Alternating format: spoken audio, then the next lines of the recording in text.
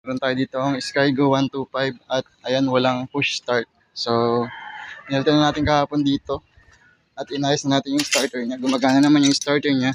Kaya lang ngayon sa post button, ayaw nang gumana kasi nagpalit na kami ng starter relay ay ayaw pa rin gumana sa post button niya. So, hanapin natin kung alin yung may problema dito mga pare ko.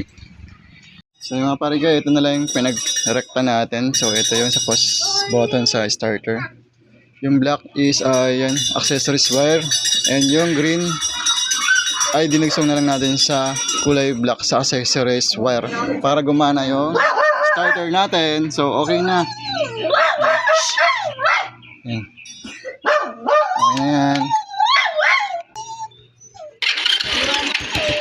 So ayan mga pare ko.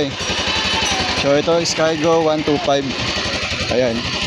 Nice natin yung okay na. Magana na mga pare ko. Alis na.